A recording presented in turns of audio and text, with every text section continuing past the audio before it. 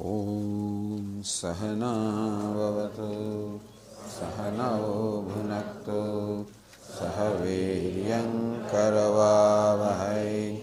तेजस्विनावधीतमस्तु मा विद्विषावहै। ॐ शान्ति शान्ति शान्ति। तपोभिः क्षीणपापानां शान्तानां वीतरागिणां मुमुक्षूणामपेक्ष्योऽयम् आत्मबोधो विधीयते।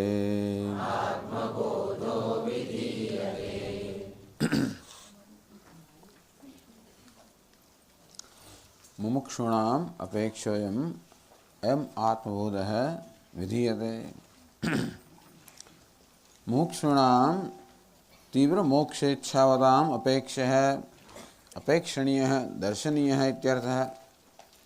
तो मुमुक्षो माटे अत्यंत अपेक्षित है, इच्छनीय है। आत्मबोध नामनो ग्रंथ से विधीयते विधि मुखेन प्रतिपाद्यते। એટલે કે આત્મબોધ પ્રાપ્ત કરવો જોઈએ એ રીતે એનું પ્રતિપાદન કરવામાં આવે છે। હવે આગળ ચર્ચા કરે છે નનુ તપોમંત્ર કર્મયોગાદિ અનેક સાધનેષુ તત્સુ મોક્ષમ પ્રતિ બોધેવ કિમિતિ પ્રાધાન્યેન ઉચ્યતે ઇતિ। તો આપ કહો છો કે मुमुक्षूणाम अपेक्षोयम आत्मबोध विधीयते। मुमुक्षोने जेनी आवश्यकता है एवा आत्मबोधનું વિધાન કરીએ છે। એ દ્વારા ગ્રંથકાર કહેવા માંગે છે કે મુમુક્ષોને આત્મબોધ જોઈએ અને આત્મબોધે જ જોઈએ। મુમુક્ષો માટે અમે આત્મજ્ઞાન વિધાન કરીએ છીએ। તો આપ આત્મજ્ઞાનનું વિધાન કેમ કરો છો? તપો મંત્ર કર્મયોગાદિ તપશ્ચર્યા છે ને ઘણું સિદ્ધ થઈ શકે, મંત્રથી સિદ્ધ થઈ શકે, કર્મયોગ વગેરેથી પણ ઘણી સિદ્ધિઓ પ્રાપ્ત થઈ શકે। આમ વૈદિક કર્મ દ્વારા પણ ઘણી સિદ્ધિઓ પ્રાપ્ત થાય, તપશ્ચર્યા દ્વારા પણ સિદ્ધિઓ પ્રાપ્ત થાય, મંત્ર દ્વારા પણ સિદ્ધિઓ પ્રાપ્ત થાય। આવી રીતે અનેક બધા આધ્યાત્મિક સાધનો છે। મોક્ષ પ્રતિ બોધેવ કિમિતિ પ્રાધાન્ય ઉચ્યતે। આપ એમ કેમ કહો છો કે મોક્ષ માટે આ જ્ઞાન જ પ્રધાન છે? તો બીજા બધા અનેક સાધનો છે, એના એ બધા સાધનોમાં આપ માત્ર આ જ્ઞાનનું જ વિધાન કરો છો મોક્ષ માટે, એવું કેમ? બીજા કોઈ સાધનો કેમ નહીં? એવો પ્રશ્ન કરવામાં આવ્યો અને એ પ્રશ્ન ઉત્તર બીજા શ્લોકમાં આપે છે। એક રીતે આત્મજ્ઞાન માટે થોડો ઘણો કંઈક દ્વેષ તો ખરો છે। કેમ આત્મજ્ઞાન નહીં? બીજા બધા સાધનો હોય તો પછી આત્મજ્ઞાન શા માટે? હું તપસ્યા કરીશું, મંત્ર જપ કરીશું, કર્મ કરીશું, એ બધું કરીશું અને તો મોક્ષ પ્રાપ્ત થઈ શકતો હોય તો આત્મજ્ઞાનની શી જરૂર? તો એનો ઉત્તર બીજા શ્લોકમાં આવે છે। બોધોન્ય સાધનેભ્યો હિ साक्षान् मोक्षैक साधनम् पाकस्य वन्यवज्ञानम् विना मोक्षो न सिद्ध्यति।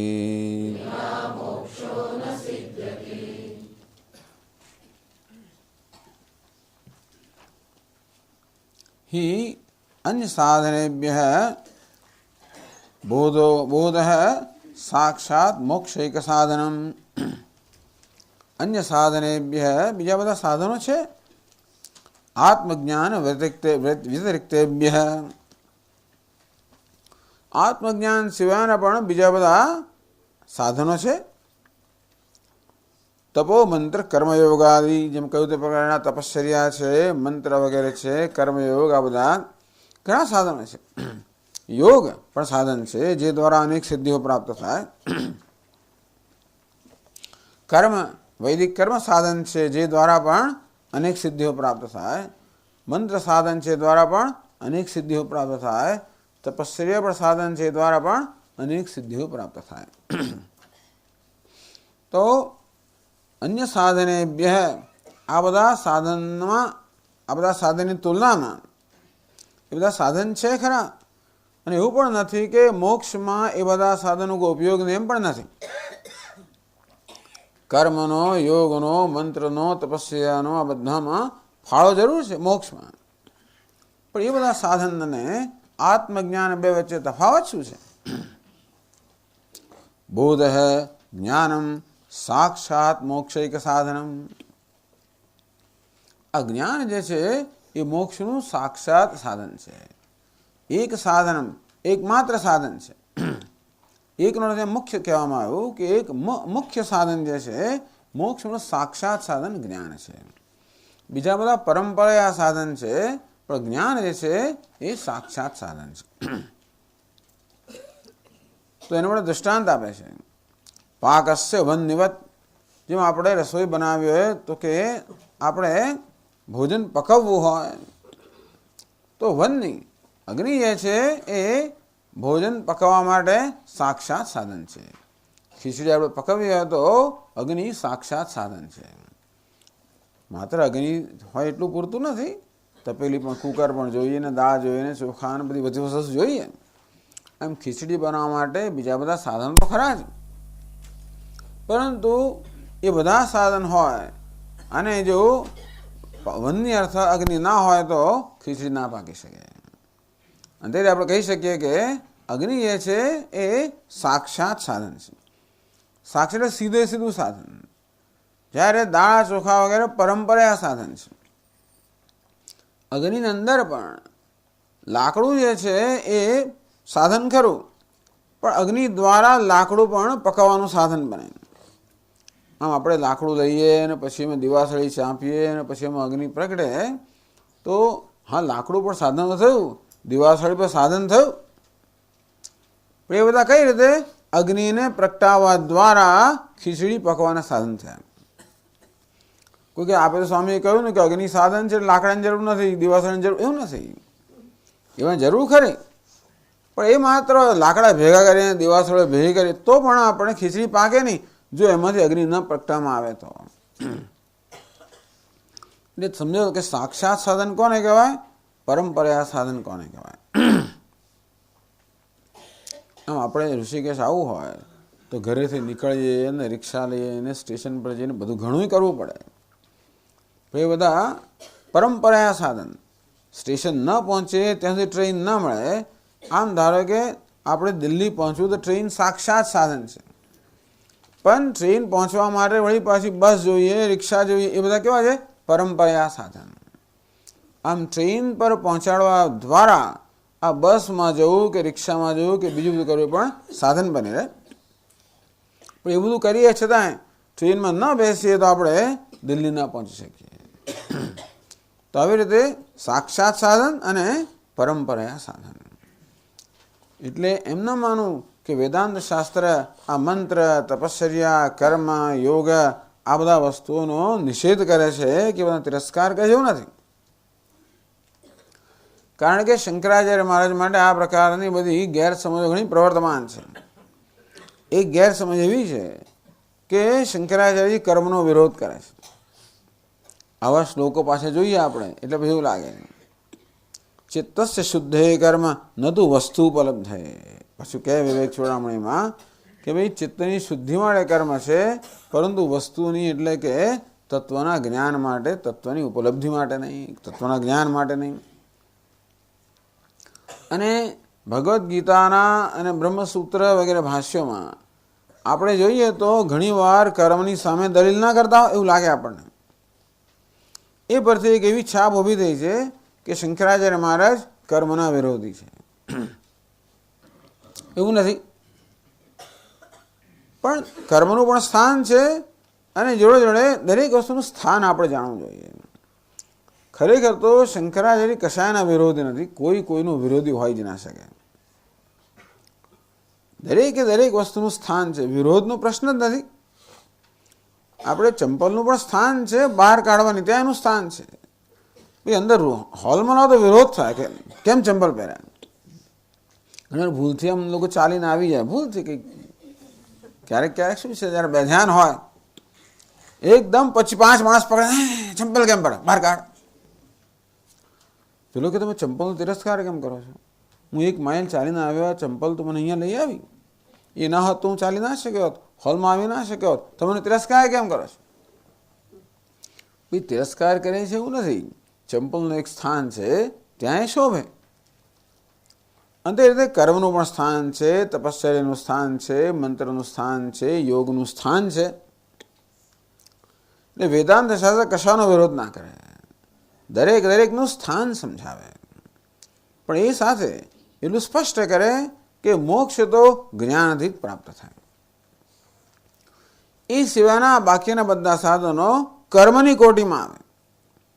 તપશ્ચર્યા આપણે કંઈ કરવાનું હોય, આપણે વૈદિક કર્મ કેમ કરવાનું હોય, યોગની સાધનમાં કરવાનું હોય, મંત્ર વગેરેમાં કરવાનું હોય. આ મંત્ર કહો, તપશ્ચર્યા કહો, યોગ કહો, વૈદિક કર્મ કહો, કર્મકાંડ કે પૂજા વગેરે કહો, પૂજા છે, જપ છે, કથા છે, સ્તુતિ છે, સ્તવન છે, ભજન, કીર્તન, આ બધી વસ્તુ આ બધા કર્મની કોટીમાં આવી જાય. આપણે ભજન કીર્તન કરવું હોય તો એ વાચિક કર્મ છે, પૂજન કરવું હોય તો એ કાયિક કર્મ છે, ધ્યાન કરવું હોય તો એ માનસ કર્મ છે. આ બધા કર્મની કોટીમાં છે. કર્મ હંમેશા અપ્રાપ્તની પ્રાપ્તિનું સાધન છે. તો શા માટે આટલો બધો આગ્રહ વેદાંતના આચાર્યો રાખે છે કે મોક્ષ તો જ્ઞાનથી જ પ્રાપ્ત થાય? સાક્ષાત મોક્ષ એક સાધનમ, મોક્ષનું એકમાત્ર સાક્ષાત સાધન તો જ્ઞાન જ છે, બીજું કોઈ નહીં. એનું કારણ એક જ છે કે મોક્ષ તો નિત્ય પ્રાપ્ત છે. એટલે મોક્ષનું સ્વરૂપ આપણે સમજીએ તો પછી આપણે સમજી શકીએ કે એકમાત્ર જ્ઞાન કેવી રીતે મોક્ષનું સાધન છે. મોક્ષ કોને કહેવાય? મોક્ષસ્ય સાધન સાધ્ય શ્રવણાદિજન્ય જ્ઞાન દ્વારા સ્વરૂપ અવસ્થા લક્ષણસ્ય. તો મોક્ષ કોને કહેવાય? સ્વરૂપ અવસ્થા લક્ષણો મોક્ષ. આ ચોપડી જેને જોઈતી હોય ને, રસિકભાઈ પાસે ઘણી બધી ચોપડી છે, એટલે કદાચ આમ જોવાની જરૂર પડે તો.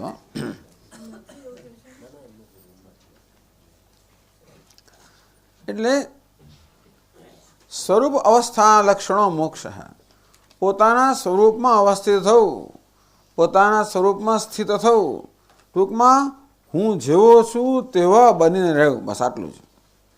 હું વાસ્તવમાં જેવો છું તેવા બનીને રહેવું, એનું નામ મોક્ષ. બોલો, આટલી સરળ વસ્તુ સાંભળી છે કોઈ દિવસ?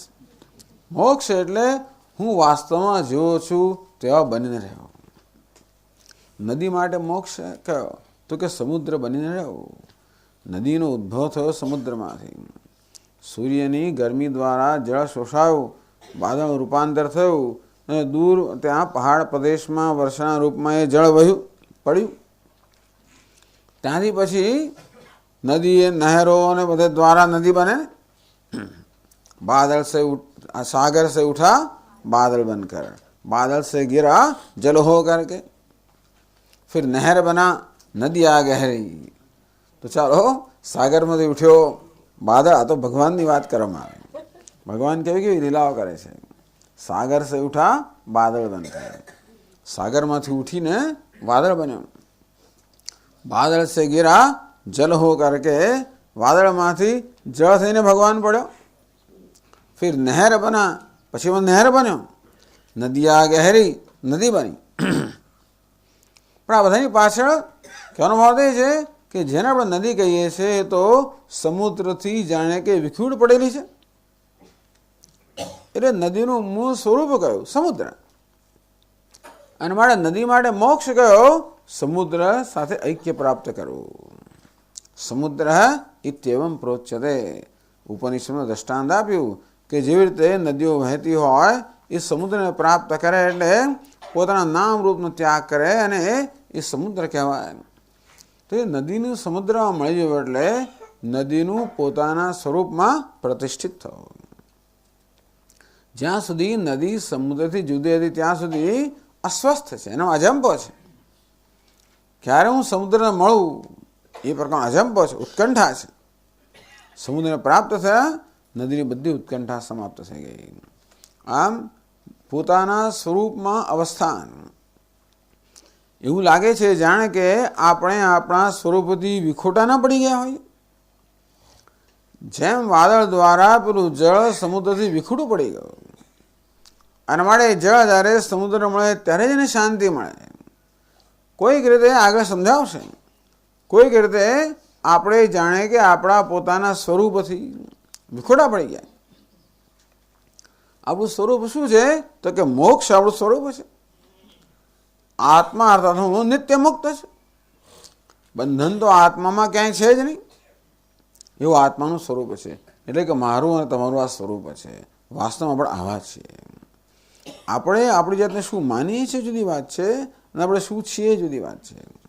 ઘણીવાર આપણી માન્યતા વસ્તુના હવા કરતાં તદ્દન જુદી હોઈ શકે.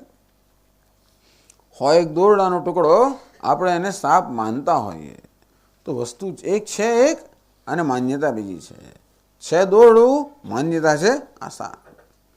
તો એ શક્ય છે, તેવું છે જ કે વાસ્તવમાં હું કેવું છું? નિત્ય મુક્ત છું.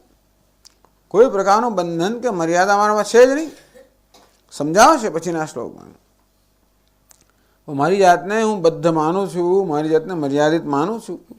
ટૂંકમાં આવા અનેક પ્રકારના ભ્રમ કે ખોટા ખ્યાલ હું મારા વિશે સેવી રહ્યો છું. જે સવારે જ આપણે વાત કરી, તરત શોકમ આત્મવિદ, જેના આત્માનું જ્ઞાન છે એ શોકમાંથી મુક્ત થઈ જાય. અરે ભાઈ, આત્માના જ્ઞાન માત્રથી શોકથી મુક્ત થતા હોઈએ તો એનો અર્થ એ જ થયો કે આત્માના અજ્ઞાનને કારણે શોક જન્મે છે. જો જ્ઞાનથી શોક જતો રહેતો હોય તો નથી શું થયો? શોક અજ્ઞાનમાંથી જન્મ્યો છે. કારણ કે જ્ઞાન તો માત્ર અજ્ઞાન જ દૂર કરે. તો જ્ઞાનથી શોક જતો રહેતો એનો થયો કે આ શોક અજ્ઞાનમાંથી જ જન્મેલો છે. અને તેથી અજ્ઞાનને કારણે આપણે આપણા વિશે અનેક પ્રકારના બધા વિપરીત કે ખોટા ખ્યાલો ધરાવીએ છીએ. અને હું બદ્ધ છું, પરિચ્છિન્ન છું, અલ્પ છું, મર્યાદિત છું, દુઃખી છું, આ બધા ખ્યાલો જે છે એ બધા વિપરીત ખ્યાલો છે, ખોટા ખ્યાલ છે, ભ્રમ છે. આવા આત્મા વિશે અનેક ભ્રમ આપણે સેવી રહ્યા છીએ. અને દરેકે દરેક ભ્રમ આપણને ખરેખર દુઃખ કે શોક ઉપજાવી રહ્યો છે. અને દરેક મનુષ્ય મુક્ત થવા માંગે છે. પ્રાણી માત્ર મુક્ત થવા માંગે છે. તો બીજા બધા પ્રાણીઓ બિચારામાં કોઈ વિવેક નથી, માટે એ તો એમના માત્ર જે પ્રકારે સ્વભાવ કે પ્રકૃતિ મૂકવામાં આવી છે એ પ્રકારે જીવનનું પૂરું કરે છે. મનુષ્યને ભગવાને એક વિવેક બુદ્ધિ આપી છે, અને તેથી એને આ બંધન ચાલે છે. બીજા બધા જીવોનું બંધન છે પણ ચાલતું નથી. એટલે અંગ્રેજીમાં ઇગ્નોરન્સ ઇઝ બ્લિસ. વસ્તુની ખબર ના હોય ને ત્યારે આપણને જાણે કંઈ લાગતું જ નથી. અંદર કેન્સર હોય અને અંદર બધું કંઈ ખબર ના પડે. ખબર પડે ત્યારે તો ઘણી વાર બહુ મોડું, પણ ત્યાં અજ્ઞાન છે. એટલે આપણે કેમ છે સ્વામી, કેમ? બહુ સરસ છે. જ્યારે પૂછો તબિયત બહુ સરસ છે. અંદર શું છે ખબર ના હોય ધારો કે. તો એવી જ રીતે આ પ્રાણીઓને, પશુઓ, બીજા બધા મનુષ્ય સિવાયના પ્રાણીઓ ખબર નથી કે અમે આવા અલ્પ છીએ, બદ્ધ છીએ, અને માટે એ જાણે નિત્ય મુક્ત છે. એમને કોઈ દુઃખ જ નથી.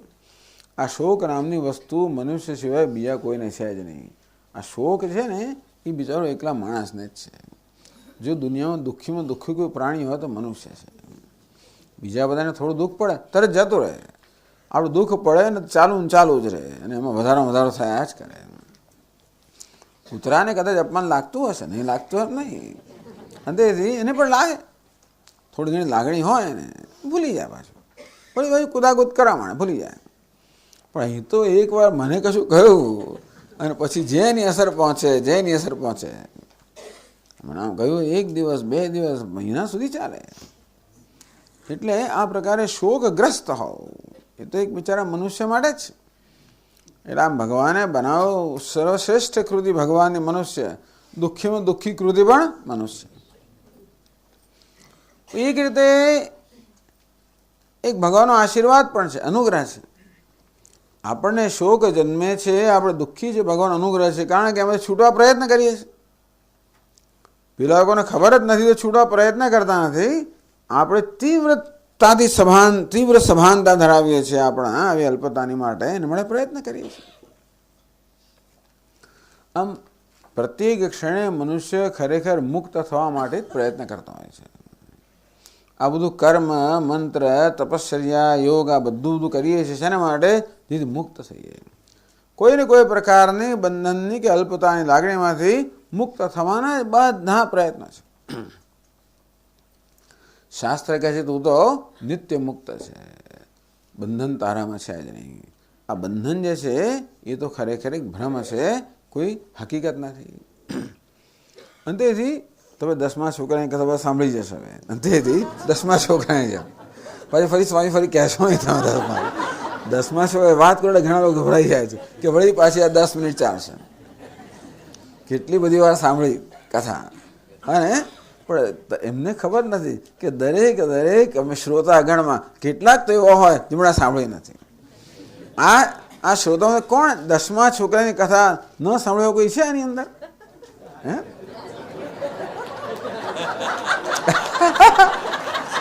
બરાબર છે.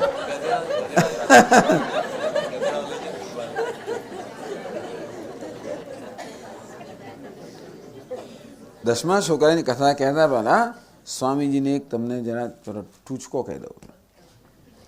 અમદાવાદ એકવાર સ્વામીજી મહારાજ અમદાવાદમાં આવેલા, પ્રવચનો હશે એમના, અને સવારના પ્રવચનમાં લઈ જતા હશે ત્યારે એમણે પહેલાં જોયા ગધેડાને જોયા. સાબરમતી નદીના કાંઠેથી રેતી ભરીને ગધેડા જઈ રહ્યા. એમના કંઈક ફળદ્રુપ મગજની અંદર આ ખ્યાલ બન્યો. એટલે સાંજે હમણાં કથા કહી, આવું બન્યું કે નહીં તો ભગવાન જાણે, પણ કથા કહી કે આ માણસની પાસે 4 ગધેડા હતા, અને એ આવી રીતે રેતી લેવા ગયો અને પછી આવું બધું કામ કર્યા કરે. પછી એક દિવસ એ આવતા થાકી ગયો, એટલે પછી પોતે જ ગધેડા પર બેસીને રેતીના બધું ભરીને પછી એને જ્યાં નાખી આવ્યો હશે ને ઘરે પાછો લઈ આવ્યો. થાકી ગયો એટલે એ પોતે જ ગધેડા પર બેસીને આવતો હશે. એક વખતે એને થયું કે એને હું જરા ગધેડા ગણી લઉં કેટલા છે. 4 લઈને ગયેલો, ગણવા મળ્યા 1, 2 ને 3. ગભરાઈ ગયો બિચારો કે હું 4 ગધેડા લઈને 3 કેમ છે. ઘરે આવ્યો ત્યારે બહુ દુઃખી હતો. એની પત્ની એને પૂછે કે ભાઈ શું તકલીફ છે, કેમ આવું દેખાય છે, તમે આવા કેમ દેખાવ? તો કે એક ગધેડું ખોવાઈ ગયું. તમે કેટલા લઈ ગયો? 4 લઈ ગયો તો અત્યારે 3 છે. તો કે મને તો 5 ગધેડા દેખાય છે. આવી 10મા છોકરાની કથા કહી ગઈને પછી હમણાં નવી કથા શરૂ કરી. પણ 10મા છોકરા કથા નહીં કહેતા મને સંતોષ થતો નથી એટલું.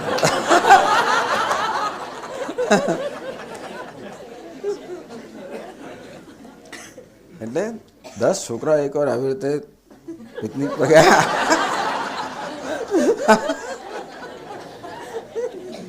પર્યટનમાં ગયા.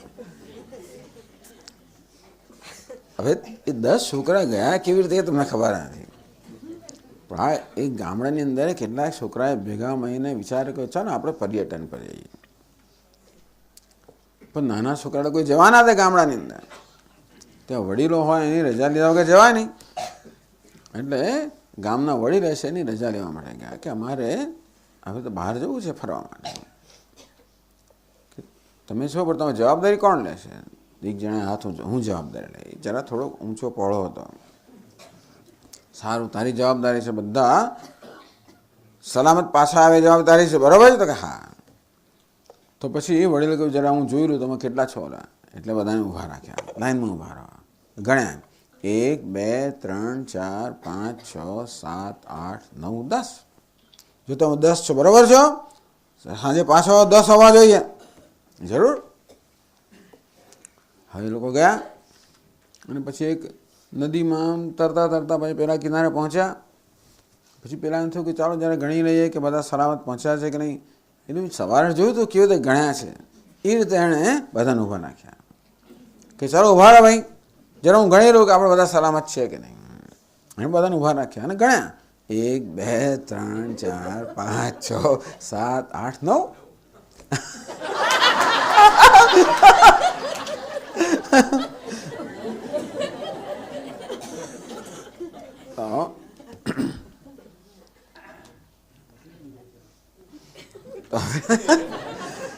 એને તો ખબર હતી કે એને સવારે જોયું હતું એટલે આ પ્રમાણે ગણ્યા. એને કેટલા છોકરા છે નક્કી કેમ ગણવા છે કે ગણો તો બધાને હરોળમાં ઊભા રાખી તો ગણી લેવાના. સવારે જોયું હતું એ પરથી એણે એ પ્રકારનો પ્રયોગ કર્યો. એમાં એક ખોટો નથી. જેમ પેલા વડીલે ગણ્યા એણે પણ ગણ્યા. પેલા 10 થયા પણ 9 જ થયા. એટલે હવે એને થયું કે આ એક ઓછો થયો. પછી ઘણી વાર એક આ બાજુથી ગણ્યા, પેલી બાજુથી ગણ્યા, ઘણી રીતે એણે ગણ્યા. ઘણો પ્રયત્ન કર્યો. જેની માણસ બહુ પ્રયત્ન કરતો હોય છે, બધા જ જાતને આપણે ગણતા હોઈએ છીએ. પછી બરાબર થાય ને ધીમે ધીમે ગુસ્સો પછી એના ગુભાને તું વાત ના બોલીશ નહીં, હાલીશ નહીં. એક વાર આપણે અકળાઈ જઈએ ને પછી દરેક વસ્તુમાં ગુસ્સો થઈ જાય. તું મને ભૂલ પણ આવે છે, હાલીશ નહીં, બોલીશ નહીં એમ કે ઘણી રીતે ગણ્યા બધા. પણ બધી રીતે નવશ થઈ, સંખ્યા 9 થઈ. એણે એને એક મિત્રને બોલ્યો ભાઈ તું ગણ. એ આવીને એને પણ એવી રીતે ગણ્યા. બધાને સર્વા 9 થયો છે વડે.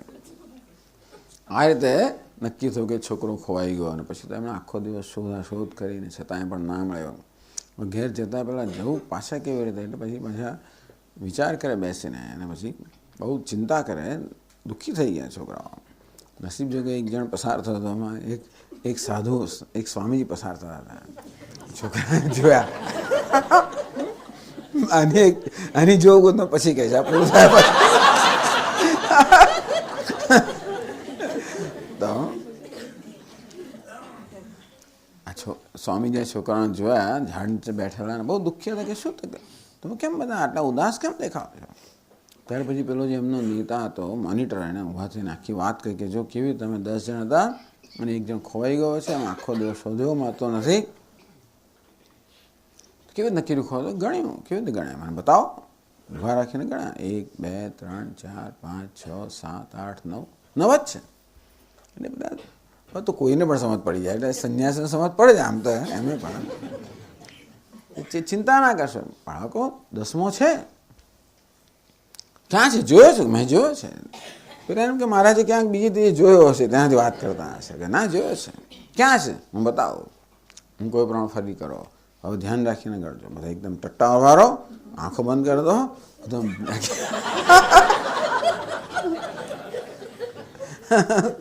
હાલશો ચાલશો નહીં. અને હવે તો બરોબર ગાણ. બરોબર ધ્યાન રાખીને ગાળ્યું. 1 2 3 4 5 6 7 8 9.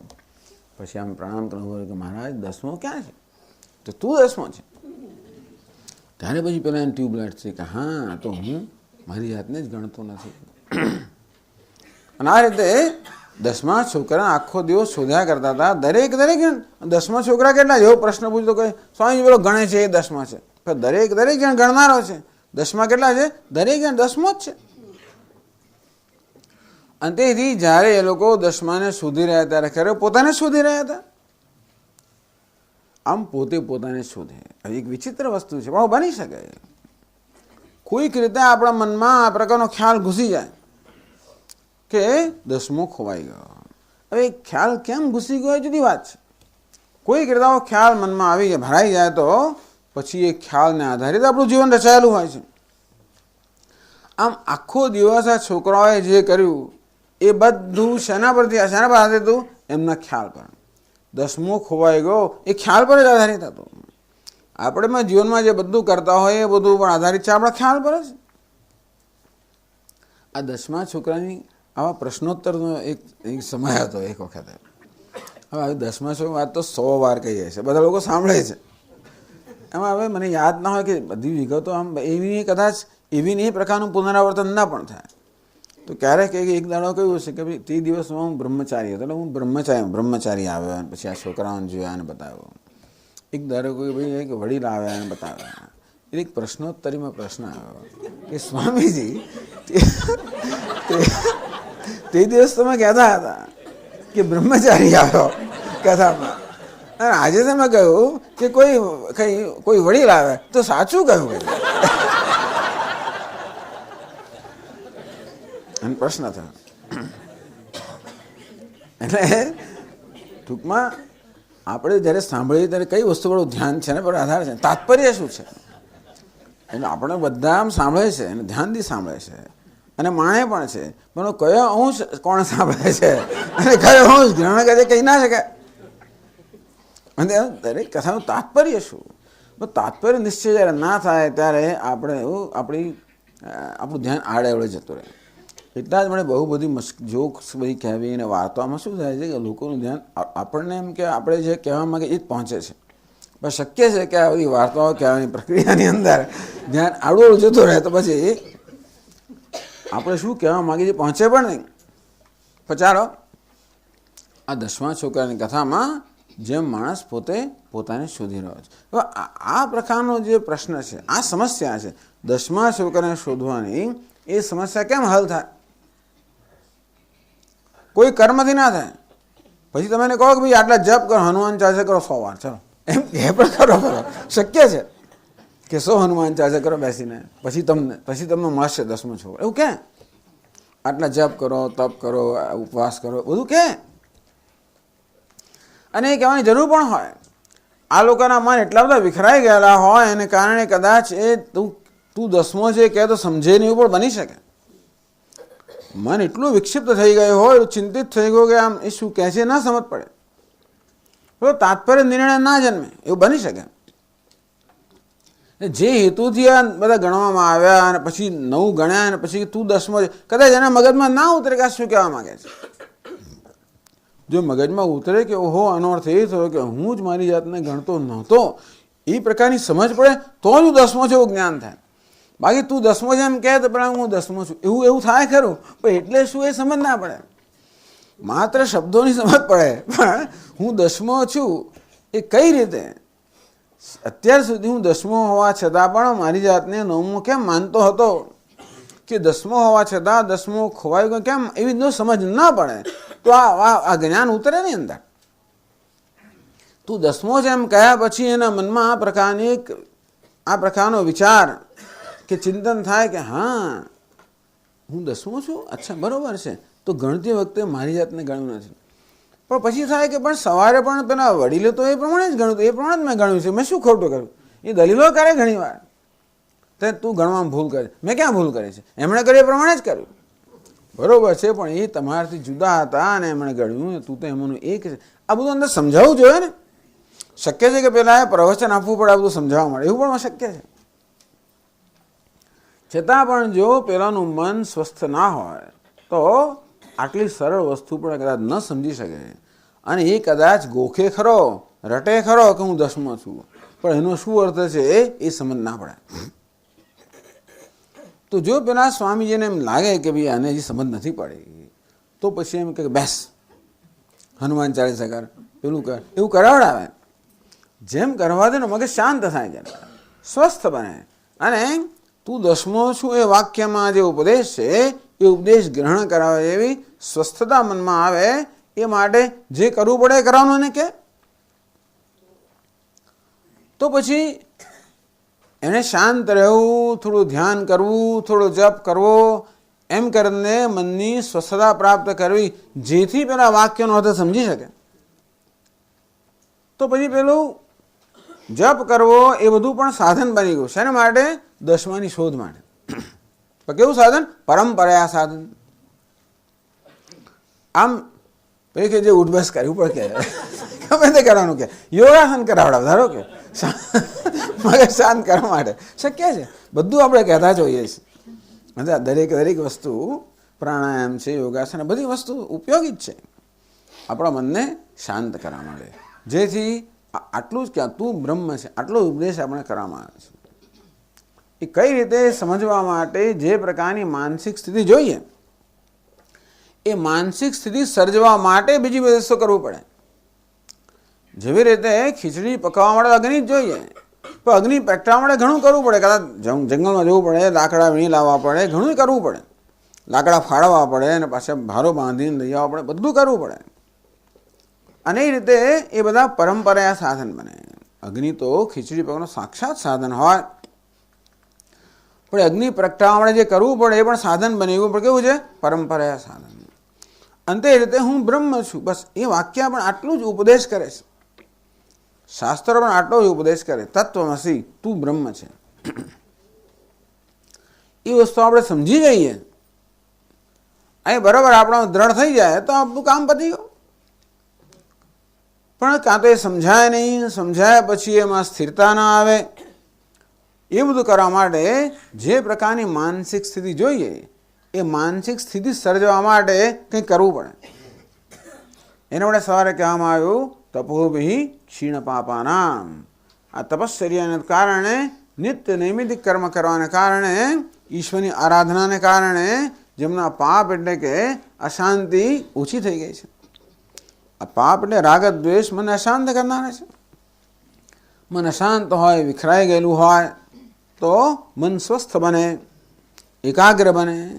દૃશ્યતે તો અગ્રયા બુદ્ધ્યા સૂક્ષ્મયા સૂક્ષ્મદર્શિભિ. આમ ચિત્તની એકાગ્રતા જોઈએ, ચિત્તની શુદ્ધિ જોઈએ. હા, તો એ બધું ના હોય તો ઉપદેશ પોતાની એટલે ઉપદેશ અસર નથી પહોંચાડતો. આમ શાસ્ત્રના ઉપદેશને અસરકારક બનાવવા માટે જે પ્રકારની માનસિક સ્થિતિ જોઈએ એ માનસિક સ્થિતિ સર્જવા માટે આ તપશ્ચર્યા છે, મંત્ર છે, કર્મ છે, યોગ છે, આ બધા સાધનો છે. શેના માટે? એ પ્રકારની માનસિક સ્થિતિ સર્જવા માટે. પણ મોક્ષનું સાક્ષાત સાધન તો તું બ્રહ્મ છે એ ઉપદેશના પરિણામે આપણા મનમાં જે ટ્યુબલાઇટ થાય, તેમ તું દસમો છે એ કહેવામાં તો ટ્યુબલાઇટ થઈ ને અંદર. હવે ટ્યુબલાઇટ થતાં કેટલી વાર લાગે એના પર તો એનો આધાર તો ટ્યુબલાઇટ પર છે કે પેલા એના હવે તો નવી નવી ટ્યુબલાઇટ એવી હોય તો આમ જેવી સ્વિચ ઓન કરવાનું તરત થઈ જાય, એટલે ટ્યુબલાઇટ દ્રષ્ટાંત કામ ના લાગે. પણ નહીંતર પેલો ચોક અને કન્યા પેલું એ થતાં ટ્યુબલાઇટ ઘણી વાર લાગે, 5 મિનિટ પણ થઈ જાય અને પછી થાય કે વોલ્ટેજ ઓછો હોય, ઘણું હોય. તો તેવી રીતે આપણને ઉપદેશ કરવામાં આવે ક્યારે ટ્યુબમાં લાઇટ થશે, એમાં કેટલી વાર લાગશે, એ બધી કેટલા આવર્તન કરવા પડશે, એ બધા જુદા વસ્તુ આધારિત છે. પરંતુ એ ટ્યુબલાઇટ થવી એટલે શું? હું દસમો છું એ પ્રકારની વૃત્તિ જન્મવી. તો જ્ઞાન કોને કહેવાય? એ દસમો છે તો હકીકત છે, એને દસમો બનવાનું નથી. પણ દસમો છે છતાં પણ એનો ઉપયોગી નથી. દસમો હોવા છતાં પણ એનું દસમું હોવા પણ એને શોકમાંથી મુક્ત કરવા માટે ઉપયોગી નથી. પણ હું દસમો છું એ જાણે ત્યારે એ શોકમાંથી મુક્ત થાય. પછી પેલા કૂદવા માંડે, એવું ખબર પડી એટલે બસ પછી તો કુદાકુદ થઈ ગઈ. ત્યાં સુધી બિચારા આખી દુનિયાનો ભાર એમના માથા પર હતો. તો શું થયું? મનની અંદર આ પ્રકારની જ્ઞાન વૃત્તિ જન્મે. એને શાસ્ત્રમાં શું કહે? જ્ઞાન વૃત્તિ. હું દસમો છું. અત્યારે તેના મનમાં એવો ભ્રમ ભરાઈ ગયેલો કે હું નવમો છું. દસમો ખોવાઈ ગયો, હું દસમો નથી. હું દસમો નથી, કંઈક છું, નવમો છું. ત્યાં આગળ પછી આ પ્રકારની સમજ જન્મી કે હું દસમો છું. શાના પરિણામે જન્મી? જ્યારે કહેવામાં આવ્યું કે તું દસમો છે. એટલે તું દસમો છે એ વાક્ય જ્યારે કહેવામાં આવ્યું એના પરિણામ પછી એના મનમાં અમુક પ્રક્રિયાઓ ચાલે કે હું દસમો છું. કઈ રીતે? હા, આ 9 ગણ્યા પછી મારી સાથે ગણતો ન હતો. એટલે તું દસમો છું એ વાક્ય કહેવાના પરિણામે એના મનમાં જે આખી એક વિચારની પ્રક્રિયા ચાલે એ દ્વારા પછી એને જ્ઞાન જન્મે, હું દસમો છું. ટ્યુબલાઇટ થાય. પછી એના ચહેરા પરના ભાવ જુદા હોય, તરત જ ભાવ બદલાઈ જાય. એને શું કહેવાય? જ્ઞાન કહેવાય અથવા જ્ઞાન વૃત્તિ કહેવાય. વૃત્તિ મનની અવસ્થા. આ કેવી અવસ્થા? મનની એ અવસ્થા જ્યાં આ પ્રકારની એને સૂઝ કે સમજ પડી કે હું દસમો છું. અને તે રીતે આપણે બ્રહ્મ તો છીએ જ, પણ એ બ્રહ્મ હોવું પૂરતું નથી. હું બ્રહ્મ છું એ જાણવું આવશ્યક છે. એ ક્યારે થાય? આ પ્રકારનો ઉપદેશથી જ થાય. કારણ કે એ 10મા છોકરાના મનમાં તો એ પ્રકારનો ખ્યાલ ભરાઈ ગયો છે કે 10મો ખોવાઈ ગયો છે, કોઈ રીતે ખ્યાલ દૂર થવાનો જ નથી. એ લોકો આખો દિવસ શું દરરોજ આખી જિંદગી સુધી 10માને શોધે તોય પેલો મળવાનો નથી. જે ખોવાઈ ગયો મળે, ખોવાયો નથી, કંઈ મળવાનો હતો. ઊંઘતો હતો જગાડે, પણ જાગતા ને એ જગાડવાના હતા. તેવી રીતે ખોવાઈ ગયો તો આપણે એને મેળવી શકીએ, જે ખોવાયો નથી ક્યાંથી મળવાનો છે? અંતેથી આ 10મા છોકરાને શું કહેવાય? પ્રાપ્તસ્ય પ્રાપ્તિ. એ પ્રાપ્ત થયો, પણ કેવી છે? પ્રાપ્તસ્ય પ્રાપ્તિ. જે પ્રાપ્ત હતું જે જ પ્રાપ્ત થયું. નહીં તો હા અમને મળી ગયો, 10મો મળી ગયો, ક્યાં પેલા ઝાડ પર તો પછી આપણે પૂછવું પડે ઉભા રહો. મેં આજે 10માના દર્શન, ધારો કે એમ કે હા હું સમજી ગયો, મને જ્ઞાન થયું, મને 10માનું અંદર સાક્ષાત્કાર થયો, મેં 10માના દર્શન કર્યા, તો પછી આપણે એનું ઉભા રહે ત્યાં શા દર્શન કર્યા, શું કર્યું? કારણ કે એ જેના દર્શન કરે એ પોતાના કરતાં બીજો જ હોય, એટલે તું બીજી કલ્પના જન્મી પાછી. અત્યારે એક કલ્પના હતી કે 10મો ખોવાઈ ગયો, હવે 10મા બીજી કલ્પના જન્મી, એ બરાબર નથી. સામે દોરડું પડ્યું હોય કે સાપ છે, ના ના સાપ નથી, હા હવે ખબર પડી ગઈ એ તો માળા છે, પણ એ તો ચાલો સાપમાંથી ભય જન્મ્યો ને માળામાંથી બીજું કંઈ જન્મ્યું, પણ છતાં એક કલ્પના કે બીજી કલ્પના આવી, એ બરાબર નથી. અંતેથી 10મા છોકરા એટલે હું 10મો છું, પોતાને વિશે જ્ઞાન થયું.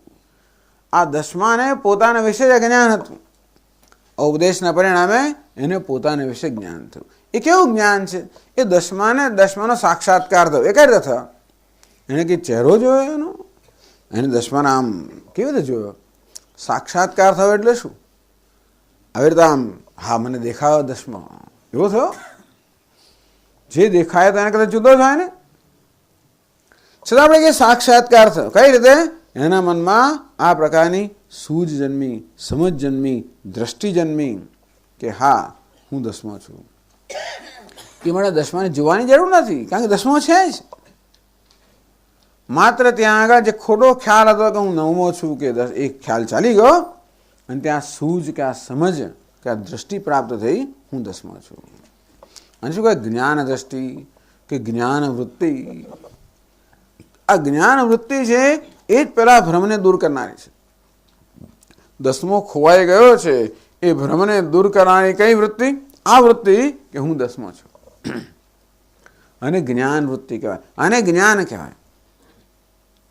અથવા જેના માટે બોધ શબ્દ અહીં વાપરવામાં આવ્યો. આત્મબોધમાં આ બોધ શબ્દ આ પ્રકારના જ્ઞાન માટે વાપરવામાં આવ્યો. એટલે કે બોધ હે અન્ય સાધને, બીજા બધા સાધનો બરોબર છે, પણ આ બોધ, આ જ્ઞાન. તો હવે કર્મ પણ સાધન છે, જ્ઞાન પણ સાધન છે. પણ જ્ઞાન શેનું સાધન છે? પ્રાપ્તસ્ય પ્રાપ્તિનું. કર્મ સાધન છે અપ્રાપ્તની પ્રાપ્તિનું.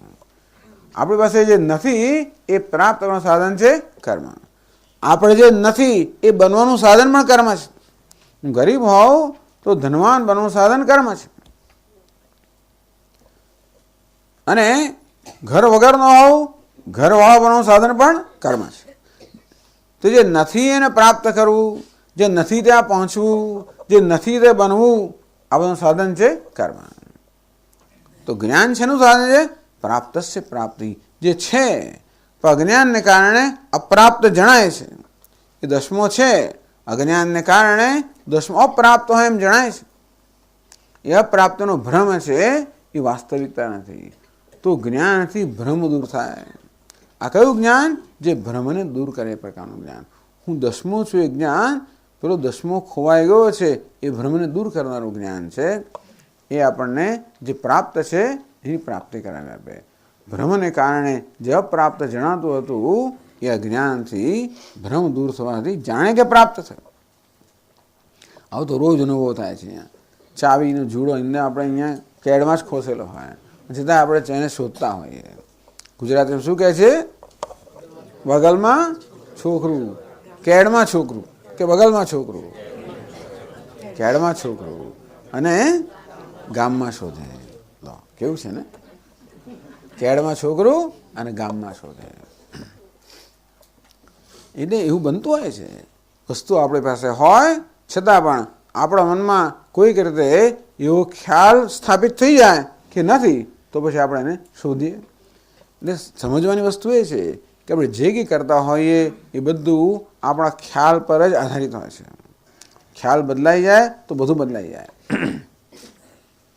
અને તો પછી એને જ્યારે કહેવા માગતું કોને શોધે છે? દીકરા શોધે ને એમ કે બધાને એમ કહે કંઈ શોધે, બસ શોધવા લાગી જાય એની જોડે. એ ખબર આ તો એના કેળમાં જ છોકરાને શોધે છે. તો કે આ તો તારી પાસે જ છે. એને પછી ટ્યુબલાઇટ થાય, કાં તો મારું જ છોકરો મારી પાસે જ છે. આમ ચાવીનો જુડો કહો કે બગલમાં છોકરું કહો કે જે કહો તે આ શું છે? પ્રાપ્તની પ્રાપ્તિ.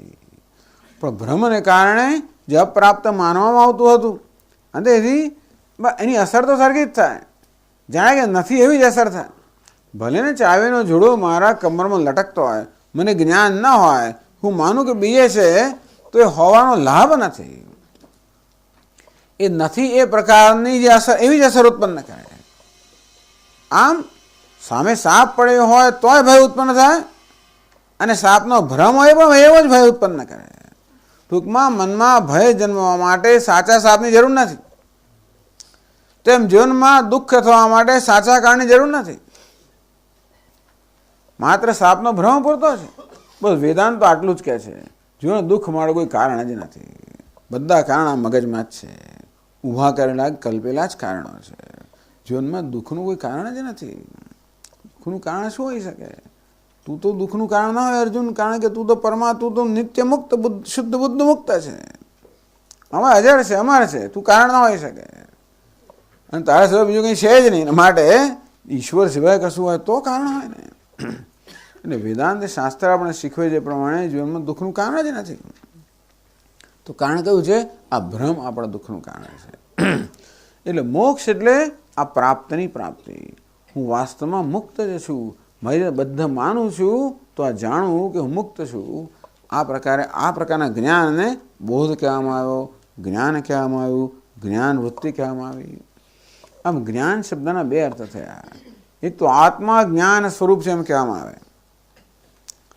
જ્ઞાન સ્વરૂપ આત્મા એક વસ્તુ છે, અને આ વૃત્તિનું જ્ઞાન બીજી વસ્તુ છે. આત્મા જ્ઞાન સત્યમ જ્ઞાનમ અનંતમ બ્રહ્મ. આત્મા સત્ય સ્વરૂપ છે, જ્ઞાન સ્વરૂપ છે, ચૈતન્ય સ્વરૂપ છે, નિત્ય પ્રકાશમાન જે સ્વયં પ્રકાશ છે. એ સ્વયં પ્રકાશમાન હોય છતાં પણ જ્યાં સુધી આપણે ન જાણીએ એ રીતે ત્યાં સુધી એ જ્ઞાન સ્વરૂપ આત્મા પણ અજ્ઞાન દૂર કરતો નથી. એવી ચર્ચા કરવામાં આવી છે. ચર્ચા એની પછી આવશે જ કે આત્મા પોતે જ્ઞાન સ્વરૂપ છે, છતાં પણ કેમ?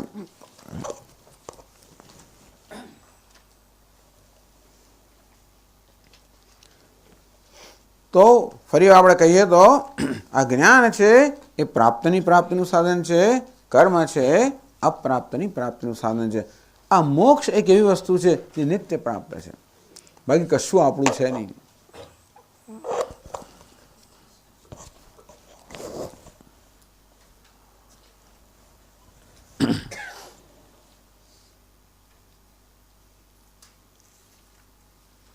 શું થયું પાછું આને?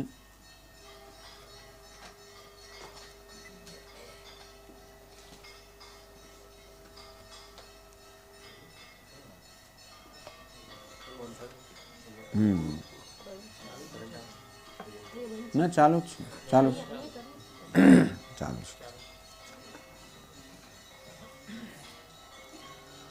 પાકસ્ય વન્યજ્ઞાનમ વિના મોક્ષનો સિદ્ધતિ. તો જેવી રીતે પકાવવા માટે અગ્નિ સિવાય બીજો કોઈ સાધન સાક્ષાત નથી, તેવી રીતે મોક્ષ પણ જ્ઞાન વિના સિદ્ધ ન થાય. બસ આવું જ્યારે શંકરાચાર્ય એમ કહે ત્યારે લોકોને એમ લાગે કે શંકરાચાર્યજી કર્મનો વિરોધ કરી રહ્યા છે, માત્ર જ્ઞાનની હિમાયત કરી રહ્યા છે, બાકીના બધા સાધનનો વિરોધ તો કે નહીં. આપણે કહ્યું તે પ્રમાણે જ્ઞાન થવા માટે એક પ્રકારની માનસિક સ્થિતિ જોઈએ. માત્ર આપણને કહેવામાં આવે એટલે અર્થ સમજાય એવું નથી હોતું. ઘણી વાર આપણને સીધે સીધું કે સમજ જ ના પડે, મગજનું ઠેકાણું જ નથી હોતું. ઘણી વાર સરળમાં સરળ વસ્તુ સમજ ના આપણે બનતું હોય છે. આપણા મનમાં કંઈ ભય હોય, ચિંતા હોય, દુઃખ હોય, આપણે બેધ્યાન હોઈએ કે બીજામાં આપણું મગજ હોય તો ધ્યાન જાત જાતની બધી હોય છે, તો એવી જાતની બહેરાશ હોય છે. અને તો શક્ય બને કે તો આપણા મગજમાં જાય જ નહીં, એવું બને છે. અને તે રીતે આપણે કહે કે તું મગજમાં જાય જ નહીં.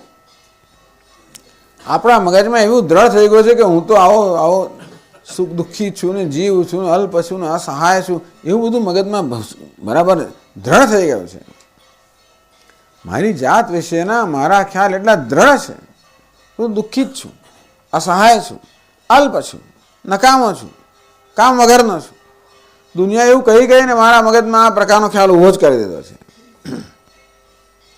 એટલે કહે કે નહીં તું તો પૂર્ણ છે, નિત્ય છે, શુદ્ધ છે, એ તો પેલા પથ્થર પર પાણીની જેમ બધું ખરીદ પડે છે, કોઈ પ્રકારની અસર ઉત્પન્ન કરતું જ નથી. અને તેથી શાસ્ત્રના આ બધા વાક્યો આપણે સ્પર્શે ક્યારે? એ માટેની યોગ્ય મનસ્થિતિ જ્યારે તૈયાર થયો ત્યારે, એ સિવાય ન સ્પર્શે. એ મનસ્થિતિ ઉત્પન્ન કરવાનું કામ કર્મનું છે. મને કર્મનો મહાન ફાળો છે. ક્યારે શંકરાચાર્ય એમ ના કહે કર્મ છોડી દો, સાથે એમ પણ કહે કે ભાઈ એનો સમય આવે ત્યારે છોડી દેવું પણ ખરું. આ તો કોના જેવું કહ્યું કે ભાઈ ખીચડીને પકાવવા માટે અગ્નિ જોઈએ ખરો, પણ અગ્નિથી ખીચડી પાકે એટલે પછી અગ્નિ ચાલુ જ રાખવું એવું નથી. એક સમય આવે તેને બંધ કરી દેવો પડે ને. ગેસ ચાલુ જ રાખવાનો હોય. ભાઈ 6 વિસલ થઈ ગઈ, 3 તો 6 વિસલ થઈ, 7 વિસલ થઈ, પછી લુગદી થઈ જશે ખીચડીને બદલે. અને હવે તો વિસલો છે. પહેલાના જમાનામાં તો તપેલીને ખાલી મૂકવામાં આવે ને ગેસ પર કે ચૂલા પર, અને પછી સમય આવે ત્યારે પછી ગેસ બંધ કરવો પડે. ના કરીએ તો જે અગ્નિને કારણે ખીચડી પાકે એ જ અગ્નિ પછી ખીચડીને બાળી પણ નાખે ને. તે રીતે જે કર્મને કારણે આપણને અંતઃકરણ શુદ્ધિ પ્રાપ્ત થઈ એ કર્મ વિક્ષેપ ઉત્પન્ન કરે. આમ દરેક વસ્તુનું સ્થાન હોય, દરેક વસ્તુનો સમય પણ હોય. એ દરેક વસ્તુ પોતાનું કામ પૂરું કરે એટલે પછી એનો નિકાલ કરી દેવો જોઈએ. એ રીતે કહેવામાં આવે કે કર્મનો ત્યાગ કરવો જોઈએ સમય આવે ત્યારે. કે ઘણા લોકો એવા ચુસ્ત હોય છે કે કર્મ છોડાય જ નહીં. શાસ્ત્રમાં કહ્યું છે ને, યાવત જીવમ અગ્નિહોત્રમ જુહુયાત, જ્યાં સુધી જીવો ત્યાં સુધી અગ્નિહોત્ર વગેરે વૈદિક કર્મ કરવું જ જોઈએ. તો તમે છોડવાનું કેમ કરશો? એટલે શંકરાચાર્ય મહારાજ સામે આ બધા મીમાંસક લોકો બધી ઘણી દલીલો કરતા હતા. એવું છે ને, જ્યારે આપણે શાંકર ભાષ્યનો અભ્યાસ કરીએ, ઉપનિષદના ભાષ્યનો, ભગવદ્ ગીતા કે બ્રહ્મસૂત્રના ભાષ્યનો, જ્યાં આપણને કર્મથી જાણે કે વિરુદ્ધ હોય એ પ્રકારની દલીલો જોવા મળે, ત્યારે આપણે આટલું જ માનવાનું કે આ દલીલો કોની સામે થઈ રહી છે. હવે એક પ્રશ્ન ઉત્તર આપતો હોય તો પ્રશ્ન કરનારને ઉત્તર અપાય છે. શું તે દાડે તમે આમ કહ્યું, બધાને નથી કહ્યું, પેલાને જ કહ્યું છે. એ સંજોગો બધાને લાગુ ના પડે. ડૉક્ટર દવા આપે એટલે ભાઈ સ્વામી એને તો 125 ઇન્જેક્શન આપે, મને આવું કેમ આપે? હવે એને જે જરૂર થાય ને આપ્યું, અને તને જરૂર છે તને આપીએ છીએ. તેવી જ રીતે શંકરાચાર્ય મહારાજ ધારો કે કર્મની વિરુદ્ધ દલીલ કરતા જણાતો, તો કોને સંબોધીને કહે છે સમજવું જોઈએ. જે માણસ એવો આગ્રહ રાખે છે કે કર્મથી જ મોક્ષ પ્રાપ્ત થાય, અથવા બીજો એવો આગ્રહ રાખતો હોય કે કર્મ વગર મોક્ષ મળે જ નહીં, તમારું જ્ઞાન મળે તોય પણ કર્મ તો જોઈએ છે. આ તો સાક્ષાત મોક્ષ એક સાધન. એવું કેમ કહો છો કે માત્ર જ્ઞાનથી જ મળે? જ્ઞાન એકલું મોક્ષ ના અપાવી શકે, કર્મની મદદ હોય તો જ જ્ઞાન મોક્ષ અપાવે, એવી જાતના અભિપ્રાય ધરાવનારા છે. ટૂંકમાં અમુક પ્રકારની ભૂમિકામાં ઉછેરલા હોઈએ, અમુક સંસ્કારમાં ઉછેરતા હોઈએ તો પછી એનો પ્રભાવ આપણો એટલો બધો હોય છે કે પછી એ વસ્તુ આપણા મગજમાં જાય જ નહીં. તેમ આ કર્મના સંસ્કારમાં ઉછેરતા લોકો માટે કર્મ એવું મહત્વનું બની જાય કે એ તો છોડાય જ નહીં. કોઈ સંજોગમાં આ તો ના જ છોડાય.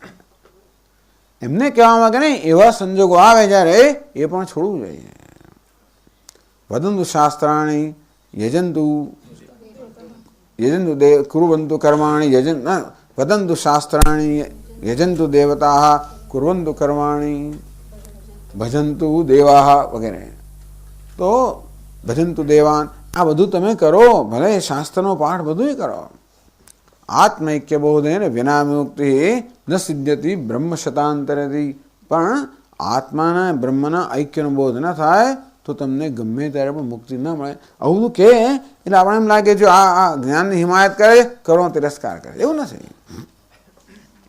પણ બીજું પગથિયું ચડવા માટે પહેલું પગથિયું છોડવું તો પડે ને. ગમે તેટલું પ્રિય હોય તો એ શું, આપણે સ્કૂલમાં શાળામાં જતા હોઈએ, બહુ સરસ સ્થળ છે, પણ કોલેજ જવાનો સમય તો લાઈન છોડવો પડે. ના ના, કેવું રળિયામણું સ્થળ છે અને કેવું સરસ છે, અને હું તો અહીંયા 12 વર્ષ ભણ્યો અને મને બધું સારું છે, અમારી રૂમ છે, એમાં આટલો વખત રહ્યો, અને બધું પ્રેમ છે, આસક્તિ ભાઈ જે વસ્તુ છૂટે નહીં. કોલેજમાં જવું હોય તો આ બધું છોડવું પડે. મારી રૂમે છોડી દઉં ને તો કે હા, આ શાળાએ છોડી દઉં, હા, શિક્ષકો છોડો, હા, બધું જ છોડી દેવાનું. આટલી ક્રૂરતા, આ ક્રૂરતા નથી. અને શું કહેવાય? વિવેક કહેવાય કે આનું આ છે, આનું કામ પૂરું થઈ ગયું, હવે બીજાનું કામ છે એને આપણે સ્વીકારવાનું. આ રીતે કર્મ અંતઃકરણ શુદ્ધિનું કારણ છે અને જ્ઞાન જે છે મોક્ષનું સાક્ષાત સાધન છે. એટલે વળી પાછા વિવેક છોડવા ચિત્તસ્ય શુદ્ધે કર્મ ન તો વસ્તુ ઉપલબ્ધ વસ્તુ સિદ્ધિર વિચારેણ ન કિંચિત કર્મ કોટિભિ. ચિત્તસ્ય શુદ્ધે કર્મ, આ કર્મ છે એ ચિત્તની શુદ્ધિનું કારણ છે. ન તો વસ્તુ ઉપલબ્ધ, કર્મ એ વસ્તુ અર્થાત તત્વના જ્ઞાનનું સાધન નથી. વસ્તુ સિદ્ધિ વિચારેણ, આ વસ્તુ સિદ્ધિ વસ્તુનું જ્ઞાન તો વિચારથી જન્મે, કર્મથી નહીં. એટલે તો પછી શાસ્ત્રમાં તો કહ્યું છે કે જિંદગીભર કર્મ કરવું જોઈએ. એ કોને મળે કહ્યું? જે માણસ અજ્ઞાની છે એને માટે કહ્યું. જિંદગીભર બરાબર મોટા ભાગના એવા જ હોય માટે કહેવામાં આવ્યું, છતાં એમાં અપવાદ હોઈ શકે. અંતેથી જ્યારે યદહરેવ વિરજેત તદહરેવ પ્રવ્રજેત, જ્યારે મનો વૈરાગ્ય જન્મે ત્યારે મનુષ્ય આ બધી વસ્તુનો ત્યાગ કરવો જોઈએ. એટલે કહે છે તાવત કર્માણ્ય કુર્વીત ન નિર્વેદ્યેત યાવતા. જ્યાં સુધી, એટલે કર્મનું સ્થાન શું છે? આપણા મનમાં વૈરાગ્ય જન્માવો, વિવેક જન્માવો, વૈરાગ્ય જન્માવો, મનને અંતઃકરણને શુદ્ધ બનાવવું, સાત્વિક બનાવવું, એમાં જિજ્ઞાસા ઉત્પન્ન કરવી, જ્ઞાનની ઈચ્છા ઉત્પન્ન કરવી, ત્યાં સુધી કર્મ કરવું જોઈએ. તમે તમ વેદાનો વચનેન બ્રાહ્મણ વિવિધિશંતિ યજ્ઞેન દાનેન તપસા અનાશકેન. આ યજ્ઞ, દાન, તપશ્ચર્યા આ બધા કર્મ છે વિવિધિશંતિ. શેને મળે છે? જેથી આપણામાં અજ્ઞાનની ઈચ્છા જન્મે, તો જ જ્ઞાનકાંડનો પછી ઉપયોગ થાય ને. પહેલાં કર્મકાંડ અને પછી જ્ઞાનકાંડ. પણ જ્ઞાનકાંડ માટેની યોગ્યતા કોણ ધરાવે છે? જેનામાં જ્ઞાનની ઈચ્છા જન્મી છે તે. તો કર્મકાંડ પછી જ્ઞાનકાંડ આવ્યો નથી થયો કે કર્મકાંડનું પ્રયોજન શું છે? આપણામાં જ્ઞાનની ઈચ્છા જન્માવાનું. બધી અનેક ઈચ્છાઓ જે છે એ બધાનું પરિવર્તન છે વડે જ્ઞાનની ઈચ્છામાં થાય. આ બધી ભોગની ઈચ્છા હોય, પ્રાપ્તિની ઈચ્છા હોય, બધી છેવટે બદલાઈને જ્ઞાનની ઈચ્છામાં પરિણમે. એવું વિવેક જન્મે. અંતેથી ભલે શાસ્ત્રમાં કહેવામાં આવ્યું હોય કે જિંદગીભર કર્મ કરવું જોઈએ, છતાં પણ એ વાત આ લોકો એમાં અપવાદરૂપ છે. જેમનામાં આ પ્રકારની માનસિક પરિપક્વતા આવી, અંતઃકરણ શુદ્ધિ જન્મી, જેનામાં વિવેક વૈરાગ્ય જન્મો, જેનામાં જ્ઞાનની ઈચ્છા જન્મી, અંતેથી આ જ્ઞાન સાધન માટે યોગ્યતા એને પ્રાપ્ત કરી, એને હવે કર્મની આવશ્યકતા નથી. પછી તો જ્ઞાન સાક્ષાત મોક્ષ એક સાધન, એ મોક્ષનું એકમાત્ર સાધન છે, બીજું કોઈ સાધન કહે પ્રાપ્તસ્ય પ્રાપ્તિ. ઘણા કહેતા હોય કે ભાઈ ભગવાનને પ્રાપ્ત અનેક બધા માર્ગો છે, એવું કહે, આવું પ્રચલિત છે. કર્મ એક માર્ગ છે, ભક્તિ બીજો માર્ગ છે, યોગ ત્રીજો માર્ગ છે, જ્ઞાન ચોથો માર્ગ છે. બધા ધર્મ એક જ વસ્તુ કહે છે અને માટે જે ધર્મ એ બધું બરાબર જ છે, બધા એક જ વસ્તુ કહે, બધા એક જ ધ્યેય રાખે છે. આવું કશું આપણે કહેતા નથી. બધા ધર્મ સારા છે, બધાનો આદર કરવો જોઈએ અને જે કરતો હોય એ કરવા દેવું જોઈએ, એ જુદી વાત છે. પણ બધા એક વસ્તુ કહે છે બરાબર નથી. દરેકનો ખ્યાલ ભગવાન વિશેનો જુદો હોય છે, આત્મા વિશેનો જુદો હોય છે, બધાનો ખ્યાલ જુદો હોય છે. અને માટે જેટલા ધર્મ છે બધા એક જ વસ્તુ કહે છે એવું આપણે સ્વીકારતા નથી. સાથે સાથે બધા માર્ગો આપણને એક જ ધ્યેય મળે એ પણ બરોબર નથી.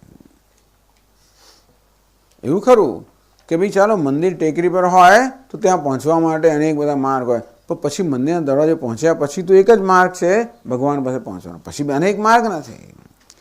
તે અંતઃકરણ શુદ્ધિ પ્રાપ્ત અનેક માર્ગ ભલે હોય, ત્યાર પછી તો મોક્ષને પ્રાપ્ત કરવા માટે જ્ઞાન એક જ માર્ગ. એટલા જ માટે કે પ્રાપ્તસ્ય પ્રાપ્તિ. 10મો છોકરો ગમે તેટલું કર્મ કરે 10મો મળવાનો નથી, શોધખોળથી મળવાનો નથી, પ્રાણાયામથી મળવાનો નથી, કુદાકુદ ગમે તે કરતો પણ ના મળે. એના મનોથી ભ્રમ દૂર થાય તો જ મળે.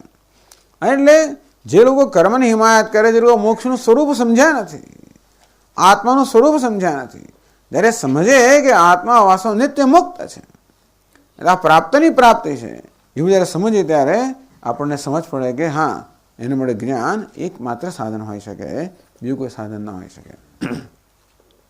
પણ ગીતામાં તો કહ્યું છે ને, કર્મણા વૈ સંસિદ્ધિમ આસ્થિતા જનકાદય, જનક રાજા વગેરે પણ તો એ તો મહાજ્ઞાની હતા, તો એ તો કર્મ કરતા હતા. એ જ બતાવે છે કે કર્મ કરે તો જ જ્ઞાનનું ફળ મળે. તો કે નહીં, ભલે જનક રાજા વગેરે કર્મ કરતા જણાતા હોય પણ ખરેખર એવું કર્મ નથી કરતા.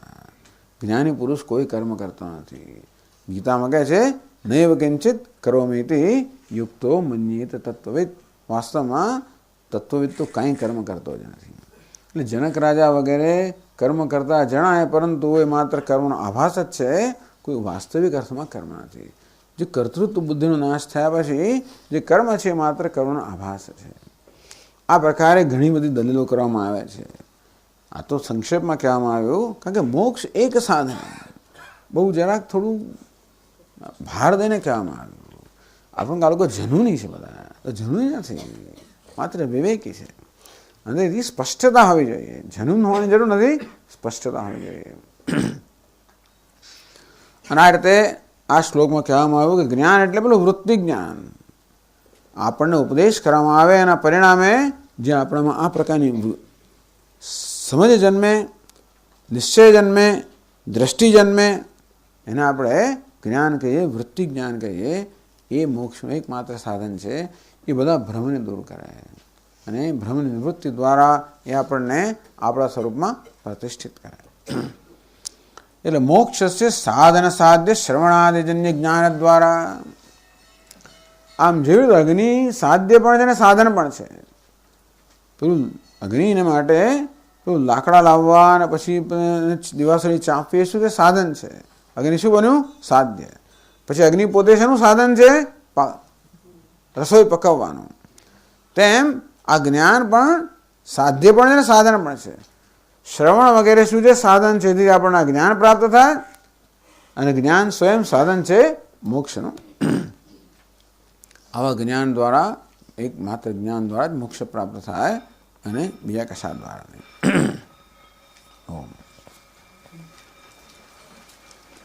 ઓમ પૂર્ણમદ પૂર્ણમિદં પૂર્ણાત પૂર્ણમુદચ્યતે પૂર્ણસ્ય પૂર્ણમાદાય પૂર્ણમેવાવશિષ્યતે. ઓમ શાંતિ શાંતિ શાંતિ.